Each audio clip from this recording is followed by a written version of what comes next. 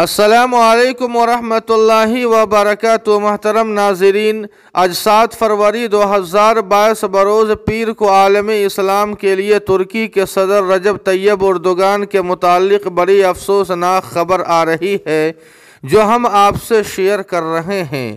جی ہاں ناظرین کرام، آپ کو بتلا دیں کہ عالم اسلام کے محبوب و مضبوط قائد، مظلوموں کے مسیحا، لاکھوں دلوں پر راج کرنے والے ترکی کے صدر رجب طیب اردوگان اور ان کی اہلیہ محترمہ آمینہ اردوگان دونوں حضرات کورونا سے متاثر ہو گئے ہیں۔ انہوں نے ہفتے کے روز اطلاع دیتے ہوئے کہا کہ ان کا کووڈ-19 کا ٹیسٹ مثبت آیا ہے، مگر انہیں اس کی شدید علامات کا سامنا نہیں ہے۔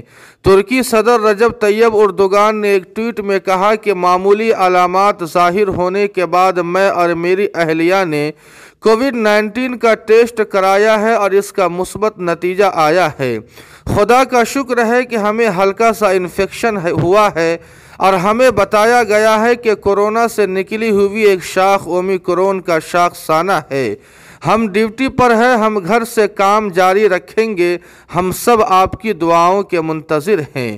ناظرین کرام، آپ جانتے ہیں کہ جب بھی پوری دنیا میں مسلمانوں پر ظلم ہوتا ہے تو سب سے پہلے مسلمانوں پر ہو رہے ظلم کے خلاف اگر کوئی آواز بلند کرتا ہے تو وہ کوئی اور نہیں بلکہ ترکی کے صدر رجب طیب اردوگان صاحب ہی ہوتے ہیں۔ فرانس میں جب حضور پاک صلی اللہ علیہ وسلم کی شان میں گستاخی کی گئی تھی تو سب سے پہلے ترکی صدر رجب طیب اردوگان صاحب نے ہی آواز اٹھائی تھی۔ الغرض ناظرین، دعا فرمائے کہ اللہ پاک رجب طیب اردوگان اور ان کی اہلیہ محترمہ آمینہ اردوگان صاحبان کو جلد از جلد صحت یابی نصیب فرمائے۔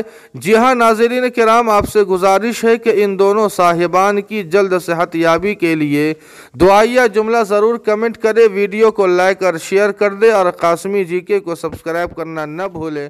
والسلام علیکم۔